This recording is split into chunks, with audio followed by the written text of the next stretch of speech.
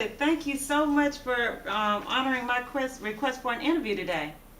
Oh, well, you're welcome. I'm not going to hold you long today. I wanted to talk to you because I've been doing some blogs lately that inspire younger women, well, not women of all ages that are trying to balance home life and career. And I have to say that when I do a lot of the bloggings, I'm really tough a lot of times on celebrities and gospel celebrities because it seems that a lot of them are kind of getting away from the standard.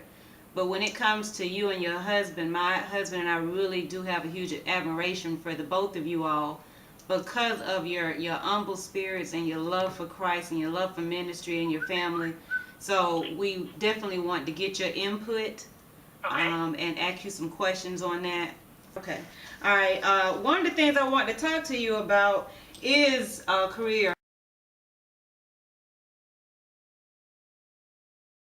And that's not what it's about for us. It's about the Lord and family first. Okay. And then let everything else falls in place. But once you do get to those things, like the music and everything else, it's like you just take it one day. For me, it's one day at a time. Okay. One day at a time, and I concentrate on whatever it is that's at hand.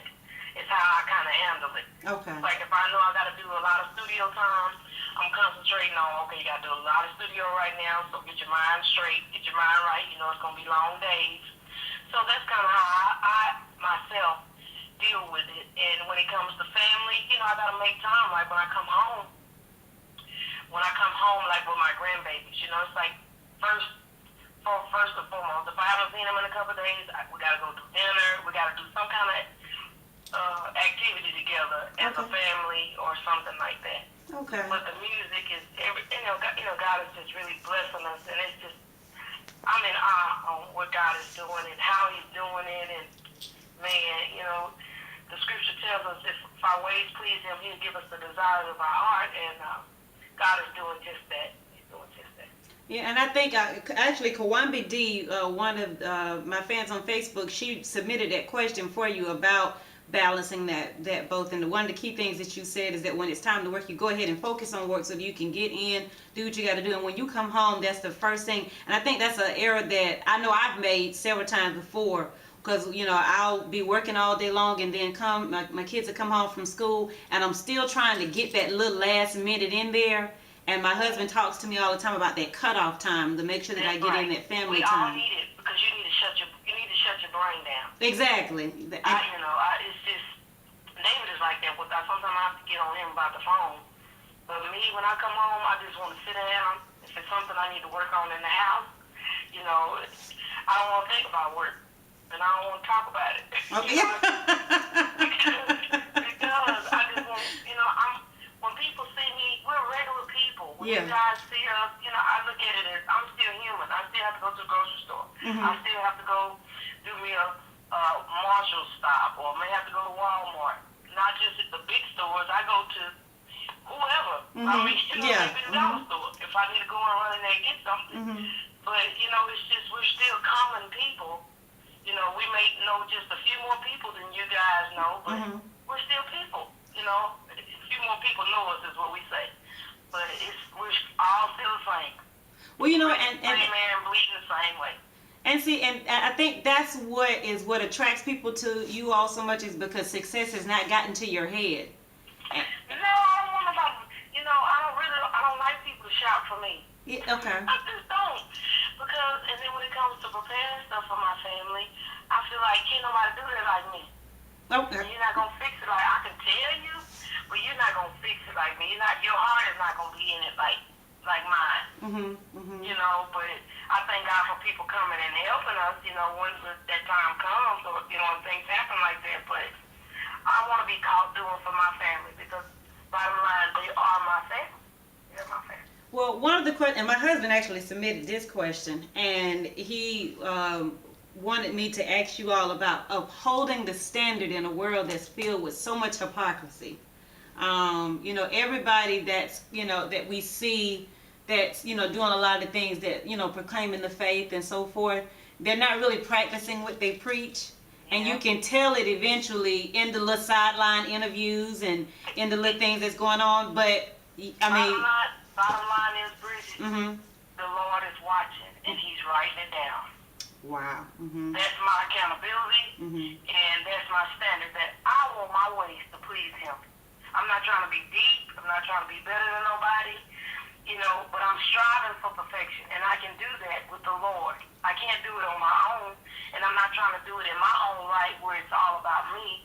But if I'm trying to please Him all I know how, and I look at it as I don't have an earthly father. Yeah. So the Lord is my father, and I don't want to let Him down. So that's my standard of trying to do right as best as I can, as I know how.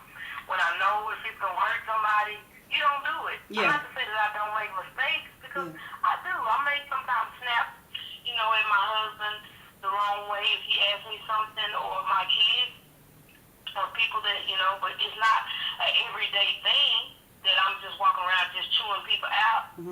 But we make mistakes. But bottom line is pleasing the Lord. Pleasing the Lord. What He has written down is most important. That I'm trying to line up to do as His word says, as His commandments say. I'm just trying to abide by those. So that helps me hold a standard. And a lot of people don't have standards now. Anything go, everything go. Yeah, you're right. They feel like I'm in the dark, don't nobody see me, and I don't have to. Yeah, I'm grown. That's the word. I'm grown. That don't mean anything. And we want people to see. We want the world to see that there's a difference.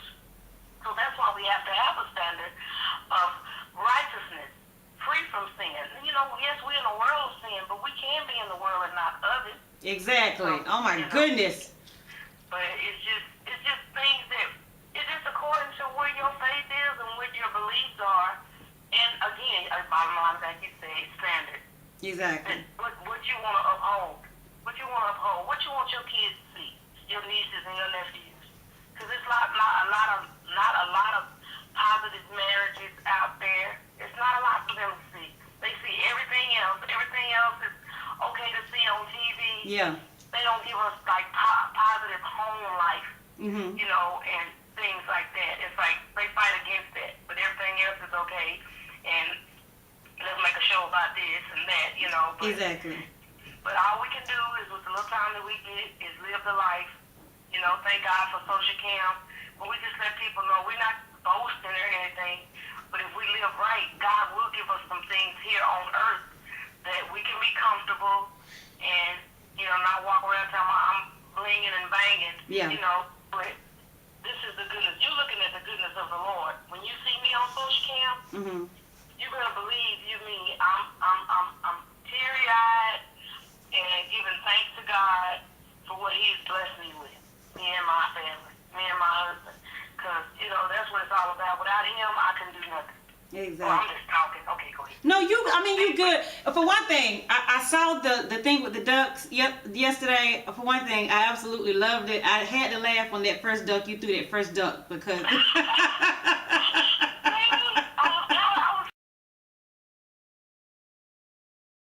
I love the fact that, you all are just down to earth, down to home people. Matter of fact, I was reading, when are we going to hear more information about hanging with the Manns? Do we know when? It's still like kind of in the air. We're shopping it. So, okay. But we're working on a couple other things as well, like our reality show as the Manns. Okay. And also another sitcom that we shot is called Man and Wife, where me and David actually plays husband and wife. Okay. And I'm rooting for that, because see, I'm tired of blogging about the fake basketball wives and all of that. We do need some positive people in, I need the saints to be praying that the Lord just allow it to go through so we can have some other positive stuff. Well, we need it. And I am rooting for you all on that one, because we do need to see positive marriages. As a matter of fact, a couple of years ago, I ran a job training program, and the girls that was in the program, one of the things that they were saying, they was seeing me and Travis interact with each other. They thought that we were so fake. They were like, nobody is that happy, Miss Bridget. And I was like, you can be happy, and you can have love that's real. You can, but I said, you got to learn how to put God first. I said, for one thing, I said, y'all been dealing with all these men. If you don't know how to love God, He ain't gonna know how to love you.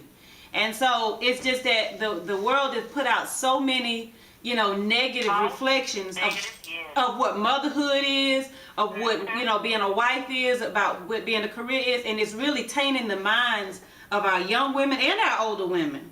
And so I am really, really rooting for you all on that. I gotta touch base on your song, I Can Only Imagine. Oh my goodness. Oh, this is my new single. I have Best Days, the deluxe that's releasing October 29th. So Okay. everybody put it in their phone. Okay, okay. October 29th, next Tuesday. So make sure y'all go pick it up. Okay. I redid Take Me to the King Live where I added I Surrender on there. And it goes into Only Imagine. And Only Imagine kind of happened. I was singing Take Me to the King and was in worship doing a concert, and I started singing I Can Only Imagine at the end. Okay. And it just stuck. And it's like we was going from glory to glory in worship. And it's just like, man. And when I went and redid the whole song, I was crying in the studio when I was doing this song because and yesterday I was listening to it. I mean, I was just thanking God and I was just weeping. And in my mind, I was just thinking like, what will I be doing? What am I going to do when I get in the presence of God? Yeah. And it's what it's all about, us making ready to see the King. Because that day is coming. We don't know when our day is coming, but it is coming. And we all need to be prepared and just put it in our minds of what we're going to do when we get to see our Savior. And I'm telling you, I'm just so excited about it, and I'm just praying that God just touch the hearts of people with it, just like Take Me to the King, that we're going higher and higher. Well, let me tell you, those two songs really blessed me because Take Me to the King, I had to have this in my private time. A couple of years ago, I lost my baby. Well, I didn't lose her. She went to heaven. I know where she went to. But she died suddenly a couple of years ago, and I'm the oldest of 4 children. And it was one of those things where, because she died suddenly, she went to sleep, she didn't wake up, she was a wife, a mom, and the whole grieving process, it just totally drained me. I was, you know, this was one of these things that big sister couldn't fix. I couldn't make things better for her children and for my parents and for my family. And that Take Me to the King, because I don't have nothing else to bring. You know, I was broken, and it was really, you know, Take Me to the King is one of them songs that you can't listen to in the car because, you know, you be at the light and folks be blowing, you be don't got on the mountain. But it really did bless me. And then when I heard I Can Only Imagine, I could imagine myself standing before God, and I could imagine Tasha standing in the arms of God, and it was just, it's one of those songs that really ministers. It takes you into the presence of God. It doesn't, you don't focus on just a good beat and you moving around and you don't know what you're listening to, but the words, they really minister to your spirit. So that is an awesome song. I'm looking forward to October 29th. Everybody need to get it. Y'all hear that? Go get it. October 29th.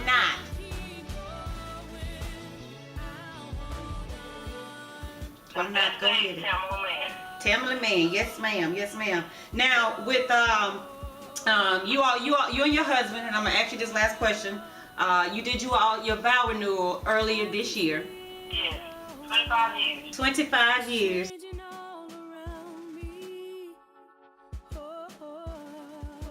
25 years. And one of the things, my husband and I have been married for 17 years. For my dreams to come alive. And thank you. I love to hear that. I love to hear people just still hanging in there. And man, that we can make it. We got some ups and downs, but it's work. Marriage is work. That's what I want to touch on, though. That's what I want to touch on, you know, because my husband and I, we have befriended a lot of people, and we've seen a lot of marriages, you know, demise and go their separate ways. There are going to be down days. I've given people my advice on what to do during those down days, but in your words, in Miss Tamela's words, what is your best advice for down days? Down days is look at yourself. Go look in the mirror. Because see, it's not about you changing somebody. You can't change anybody. Okay. You have to change you. A lot of times you have to examine yourself to make sure that you are lining up, that you're doing everything that you know how to do what's right. So start checking yourself that, you know, what is it that I need to change in order to make my relationship better? Because it doesn't, you know, a lot of us, that's our mistake. It's like, what do you need to do? What do you need to do? I mean, when we pointing fingers, but really, in reality, it's you that needs to make the change. It's not always somebody else. A lot of times it's ourselves.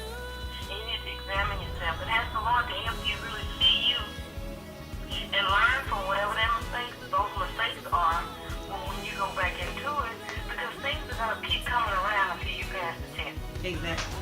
Whatever that issue is, it's going to keep coming around. It may change up a little bit, but you're going to keep going through it until you pass the test. So that's my advice on that, is you ask the Lord to help you, give you peace in the storm, and every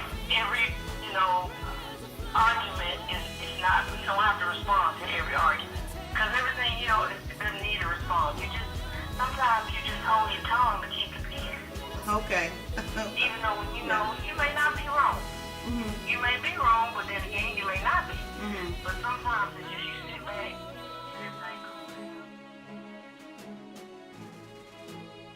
And I also added, went back and redid Napa on the Lamb.